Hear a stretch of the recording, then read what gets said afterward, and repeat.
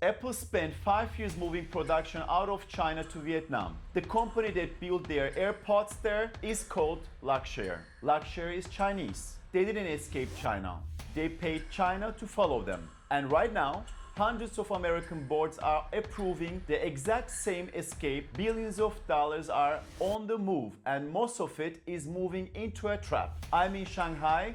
Inside the machine, everyone says they are leaving. Let me show you who really owns the factory they escaped to. And in the next 9 minutes, I will break down 3 ways your China exit quietly fails and the one move that makes it work. And stay to the end because I will give you one question, 5 minutes with your own team, one question, and you will know if your China exit is real or just an expensive sticker change. The most companies have never asked it. That question is coming. First, the trick you are not supposed to see. You didn't leave China. You followed it across one border and paid more for the exact same thing. Walk into a brand new factory in Vietnam. The building is new. The flag is Vietnamese, but the machines were shipped from China. The steel, the wiring, the screws, China. And the owner, again and again, it's a Chinese manufacturer that moved first and waited for everyone else to follow. The managers flew in from Shenzhen, the engineers flew in from Shenzhen. The know-how came with them. The sign on the gate says Vietnam. The invoice inside say China. So when a CEO says, we left China, what he means is the address changed. You didn't leave China. You moved into its guest room and rent went up. And real quick, if you want me to keep bringing you this kind of intelligence from inside Shanghai, hit subscribe. It genuinely helps and it means I keep showing up every week. Anyway, back to it. How did this happen? When the tariffs hit, American companies held meetings. They built slides. They debated. Chinese manufacturers bought land. While the West was still deciding, Chinese factories opened across Vietnam faster than anyone on earth. They didn't just bring money, they brought the machines, the engineers, the playbook. 20 years of knowing how moved one country over. Made in Vietnam sits on top of a Chinese supply chain that never broke. The address changed, the owner did not. And nobody hid this. It happened in the open while the slides were still loading. Now here is the number that ends the argument. Since the tariffs began, America's imports from Vietnam have roughly tripled. Vietnamese imports from China tripled right behind them, almost dollar for dollar. That is not 2 countries trading more. That is 1 country passing through another on its way to your shelf. The trade didn't leave China. It learned to take a layover. And every layover costs you time, money, and control for a risk you never actually removed. The flag on the box changed. The supply chain underneath it did not. That is the magic trick of the whole China exit. Your raw material still leaves China.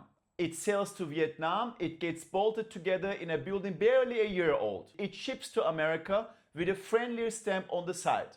Same factory group, same parts, same owner, same risk. The only thing that changed is the address on the label and the price you pay to move it 1 extra country down the line. You didn't cut the risk, you gift wrapped it, you added a longer road, a second middleman and a fatter bill and called it safety. It isn't a safety. It's the same chain wearing a new jacket. Let me make this real. From Shanghai, I watch some version of this story play out every month. A furniture company, tariffs bite. The CEO announces, we are moving to Vietnam. The board claps. 18 months later, the plant is open. He opens the numbers. The wood still comes from China. The screws, the hinges, the motor, the chip, still China. The only thing actually Vietnamese is the final box and the sticker on the side. He didn't move this supply chain.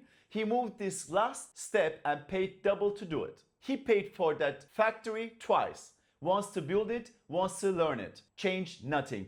That's a playbook half the room is running right now. And the bill doesn't stop there. The supply line is longer now, China to Vietnam to America. Double handling, double shipping, double paying. The quality you used to control in a factory you would visit it for 10 years, gone.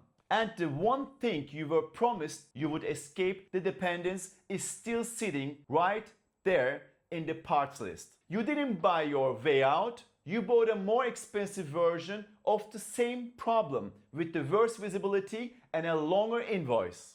And if this is changing how you see the whole escape, do me a quick favor and tap like. It honestly helps us reach the next executives about to sign this exact move. Okay, let's keep going. America's import from Vietnam tripled. Vietnamese imports from China tripled right behind them. Almost dollar for dollar. The numbers give the whole game away. That is not a new supply chain being born. That is the old one taking a detour. The goods still start in China. They stop in Vietnam just long enough to swap the sticker and catch a different boat. Washington sees the export number and relaxes. The board sees it and claps. But the dependence never moved an inch. The two countries trading more on paper, one country is still pulling every string. The map got redrawn. The owners stayed exactly the same. So before you clap for the new flag, ask one question. Who owns the factory behind it? And here is what should really worry you. You move to dodge the tariff, but the tariff is learning to follow. Washington figured out the trick. They start asking one question. Where did this really come from? If your Vietnamese product is mostly Chinese parts, in a Vietnamese box, they wrote a special tariff just for that. So you pay to move, you pay more to run it. And the thing you run from can still catch you at the border. The exit you bought may not even be an exit. Now, the other side. Some companies moved and it worked. What did they do differently? Before they signed, they traced every part back to its real source. They asked who actually owned the new plant. They found the inputs that still run through China and fixed those first. They didn't move to feel safe. They moved to be safe. Same escape, opposite result. One habit. They looked before they leaped. Here is your move. 1. Before you relocate, trace the parts. Where is the raw material actually born? 2. Map the owner of the new plant, not the label, the owner. 3. Map the know-how. Who is really running the line? Your people or theirs? 4. Only move when the new place breaks a real dependency, not when it just changed the stamp on the box. Moving isn't the strategy. Knowing what you are moving to, that is the strategy. One last thing, and I mean this sincerely. If you subscribe, I will keep coming back every week with the next piece of this from the ground here in Shanghai. Next Thursday, the one customer that can't move at all, the Pentagon. You bring the curiosity, I bring the reality. Most companies that left China bought the same risk at a higher price. So, who actually wins the great escape? Not the one that runs fastest, not the one that panics and signs the first lease in Vietnam. The winner maps the real ownership before signing a single contract. Who owns a new factory, who owns the parts inside it, who is running the line, your people or theirs, and who controls the one part nobody else can make. Get that map right and you move once and you are done. Get it wrong and you move there 3 times, Vietnam, then India, then somewhere else, and you pay for all 3. The Great Escape has no winner so far, and it isn't the one who escaped. This is where operators separate from spectators. The executives who maps the ground before the move save the years the panicked ones burn running in circles. The edge doesn't go to whoever moves first. It goes to whoever sees the real map first. The question I promised you. Walk into Monday's meeting and ask your team one thing. If China stops shipping tomorrow, what exactly stops in our factory? If nobody can answer in 5 minutes, your escape is paper. Because the parts list doesn't care what flags is on the box. Remember Luxshare? Apple's great escape ended in Chinese hands willingly. The smart version of that move is knowing it, pricing it, and owning the choke points that matter. And next Thursday, the one customer that can't move at all. Not to Vietnam, not to anywhere. The Pentagon. The most powerful buyer on earth. With the fewest escape roads, you bring the curiosity, I bring you the reality. But before you go, one question for the comments. If China paused shipment tomorrow, what is the first thing that stops in your business? Tell me below. I'm in Shanghai. I read everyone and I will answer.